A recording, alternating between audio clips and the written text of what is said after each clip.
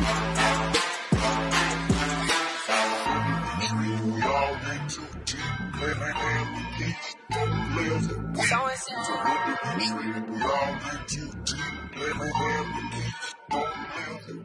guys, this is Coach Clay from Team Unmatched Nutrition. I'm here with Philly Physique's Phil Barrett, who is also coach on Team Unmatched. Phil, what is today's topic?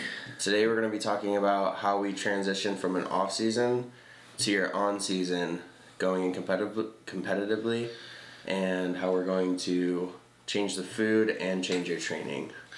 All right, so let's start with this. One major thing that we like to do when we have people coming towards a prep and towards the end of their off season, which ironically works really well right now during this time period, is that we ramp up their calories.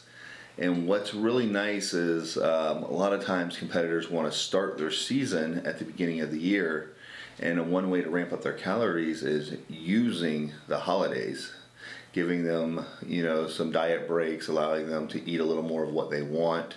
Coming out of the holidays, though, we really like to ramp up the carbohydrates, ramp up the food a little bit, see how much they can take, and get their metabolism really flowing.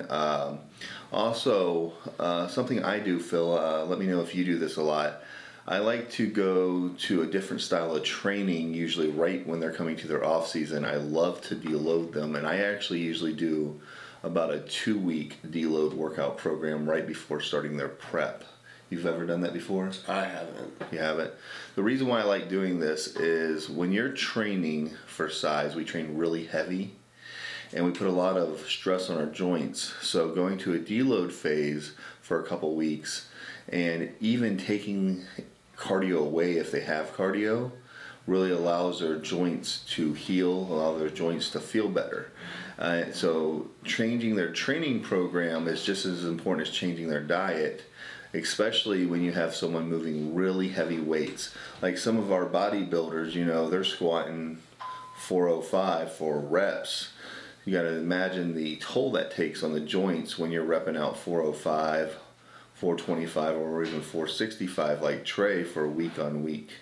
Trey squats 635, and I don't think I've ever seen him while he's trying to gain strength and size with less than 4 plates, maybe 4 plates and a 25 on.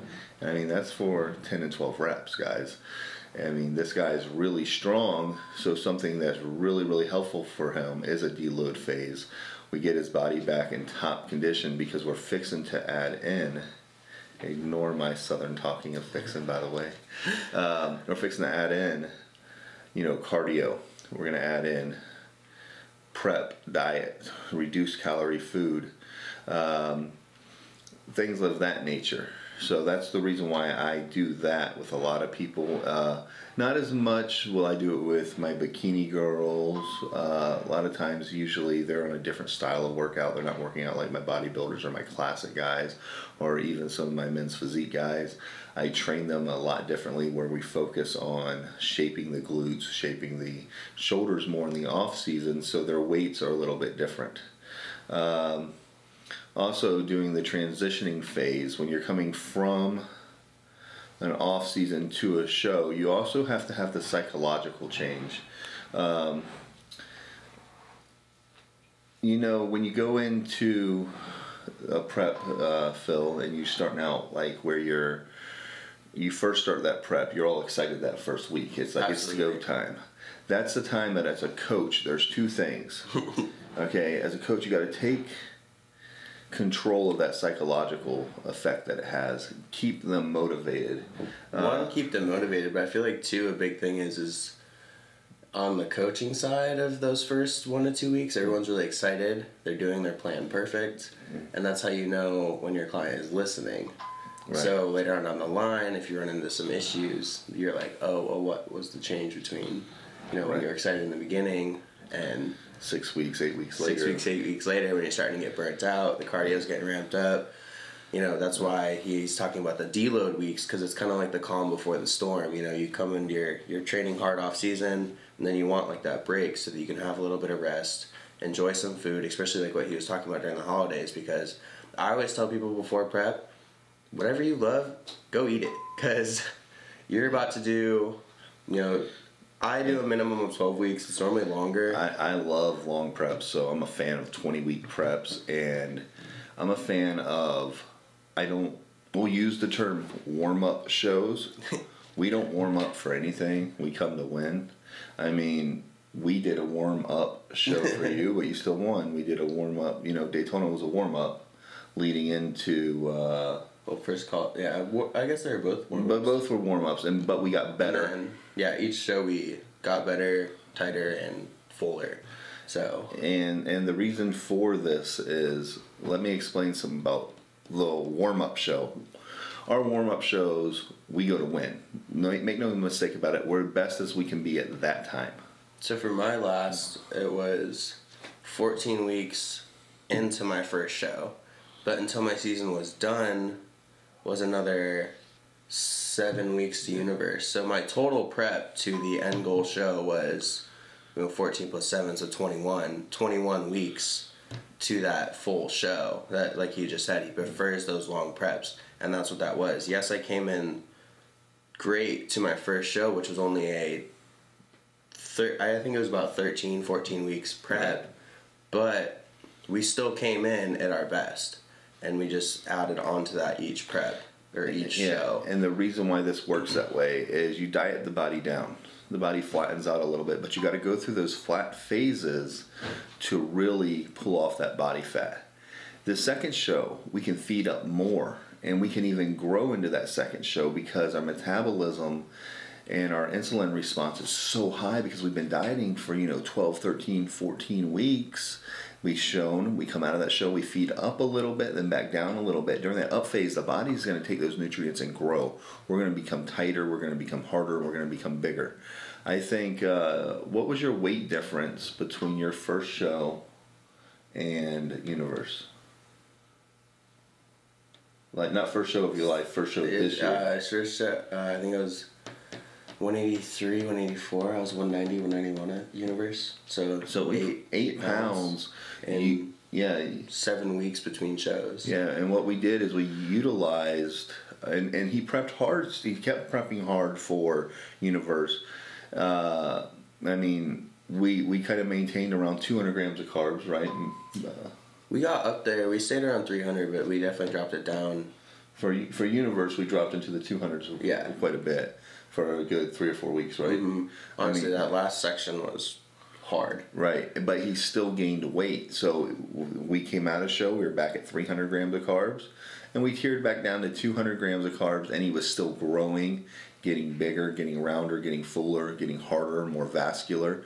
And all that came from the prior 2 shows that we did before. That made him more insulin responsive. It really helped his body. When we gave him those carbs, he looked like a road map 20 minutes later. We train, and we really care about peri-workout nutrition here. So we really put in a lot of food before and after our workouts, and that will be the bulk of our carbohydrates for a day in many cases. If we're on 200 grams of carbs, we might have 150 of them around our workout and 50 other time, throughout the rest of the day, because we want to utilize those carbs properly. We want to have those carbs grow our body. We want to have those carbs help us get to our goal.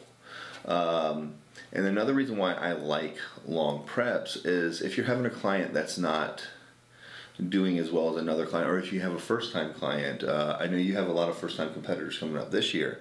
I always recommend a longer prep to first-time clients for them and for me. Yep, exactly.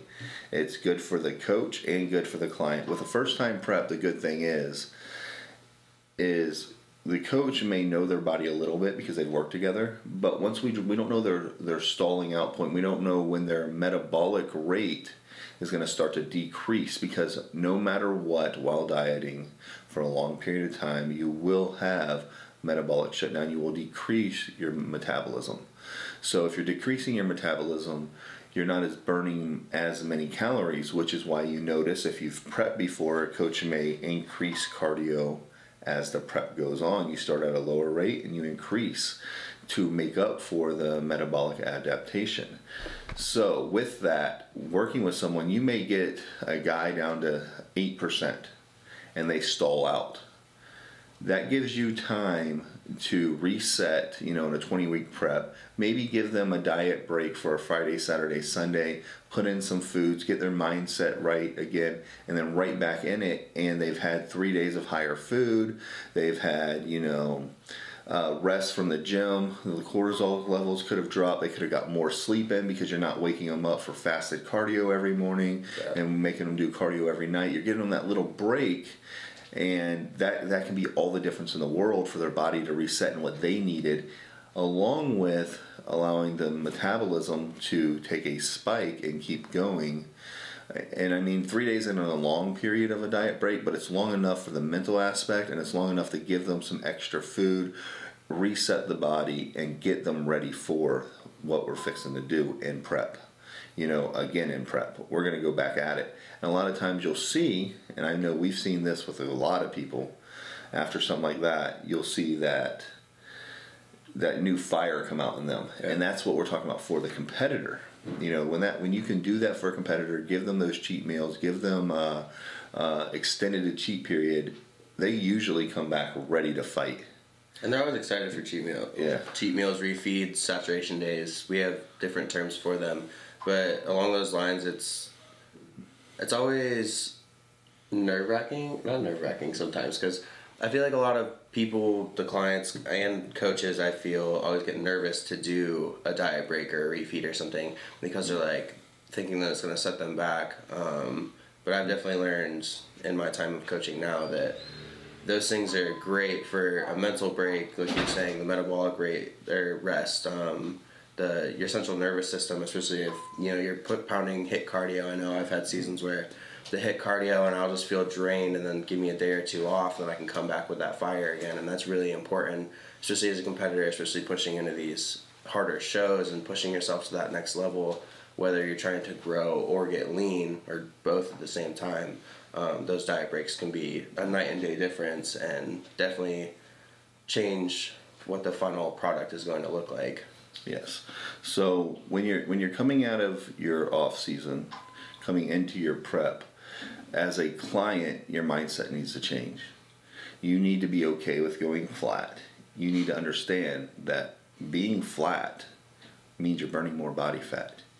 We'll fill you back up time appropriately, or a coach should fill you back up time appropriately so you're not losing muscles.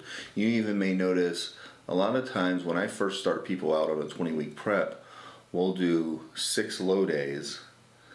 So when I'm saying low days, we're starting out a prep, it might be at 300 grams of carbs, 200 grams of carbs, or, with a bikini girl, it might be 140 grams of carbs. And then a big refeed at the end of the week to refill them back out, and then we start at it again next week. And, we keep cycling that for the first few weeks. One, psychologically, it helps the client with the refeed. It makes them feel like all this hard work is doing something because coach gave me a refeed.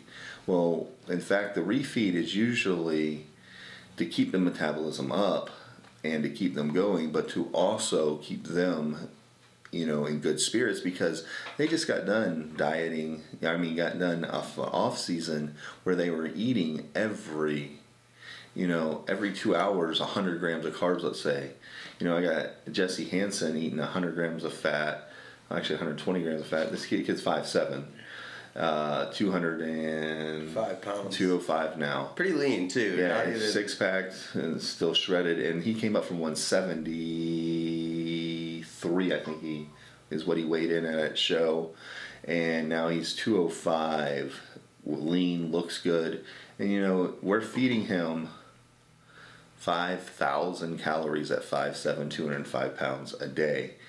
So when he goes to start his prep, a decrease in food can really weigh, even though it's not going to be a big decrease, it can really weigh psychologically.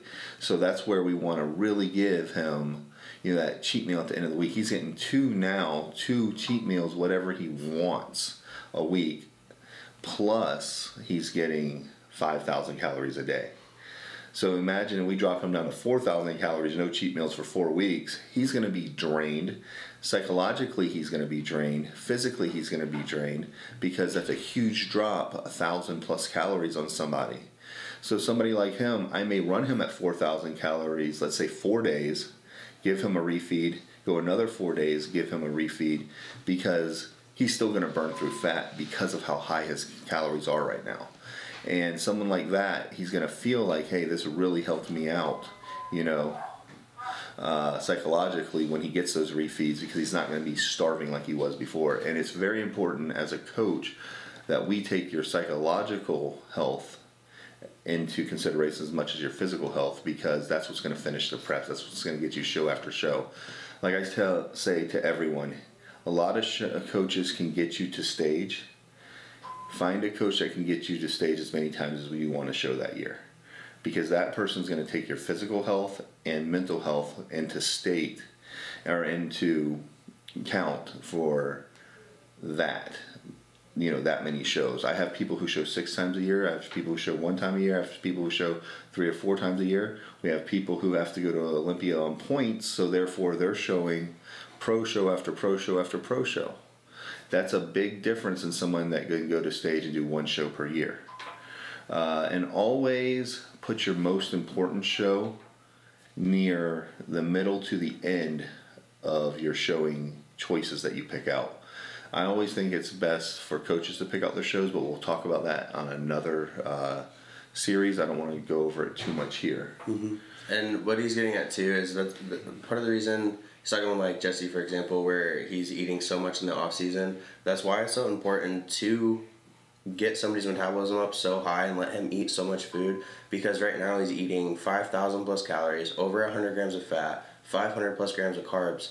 And so now when he goes into season compared to where he was last season, he's going to be able to eat more food throughout the prep.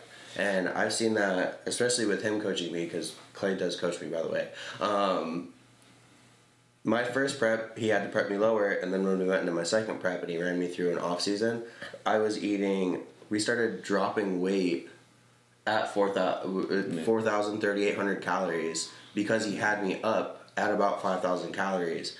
And so my metabolic rate was running so fast, and I'm already a, you know, ectomorph, somebody who burns a lot of calories in general. He's able to feed me up and allow me to go through my prep eating more food, which is beneficial for me, 1, mentally, 2, it allows you to put on muscle through your prep as we're able to lean out. And obviously it just makes the whole prep easier, because, you know, we always like to be able to eat as much food as possible. Right. And as a coach, that should be your goal. You should be able to feed your client as much as you can while allowing them to still get ready for stage. You don't want to crash diet them. You don't want to start out a prep dropping somebody right down to, you know, as low of calories as you can. Which I've seen it. I've had people come to me and be like, "This is my program," and I'm like, "Oh my gosh, are you like 2 weeks out?" And they're like, "No, I started prep a couple weeks ago." And I'm like, "Oh my goodness, you're in for a ride." Right, yeah. So I want to recap on this about what we talked about. Coming from your off season to your prep, I like to deload your workouts, decrease or take away cardio. I like to increase food, and I usually, and I'll preface this however y'all want to say it, because some people make fun of me. Now, I'll preface this with this. Sometimes when I'm increasing calories, I may say 5,000 Monday, Tuesday, Wednesday, 5,200 Thursday, Friday, Saturday. Then starting the next week, give it 3 days of 5,400, 5,500, and building them up over that 2 weeks. So it's not all at once. So it really helps them, one, get the food down, because a lot of people struggle when you're up in the 5,000 calories to eat every day.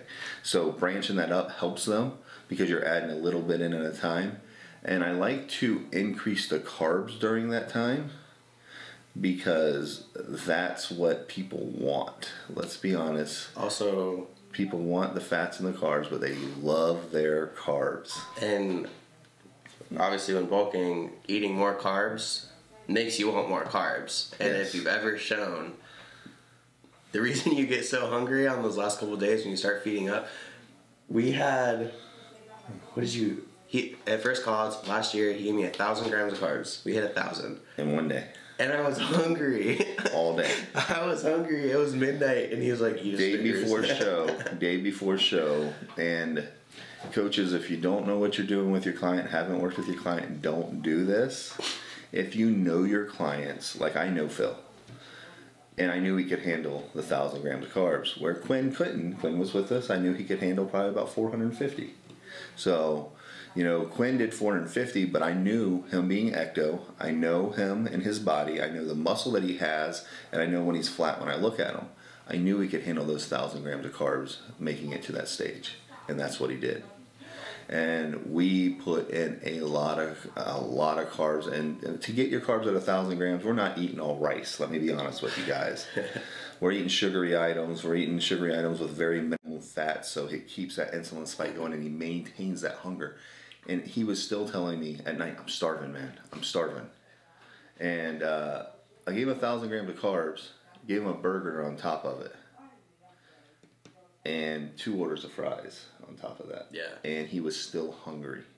And we hadn't even started drying out or anything. No. Because I don't really dry him out much because he needs the fullness because he's ecto. So, getting off topic because I was recapping what we were talking about. The transition from off-season to show, the calories, the workout, and the mindset. That's the 3 things we want to focus on coming into prep. We'll have a new episode for you guys on the actual mindset of prep. And with that one, we'll encompass kind of starting your prep and the diet portion of it. Because diet is what most people struggle with, not training. So that'll be our next series, guys. Anything you want to add, Phil? Like, follow, subscribe. This is Unmatched Nutrition on Instagram. I'm Philly Physiques. Leave some comments down below what you liked and didn't like. Please like the video, smash the like button, and subscribe to this YouTube channel. This is Unmatched Nutrition. Unmatched Nutrition. This is going to be called The Coach's Corner. Thanks for watching, guys. We'll see you later. See you guys.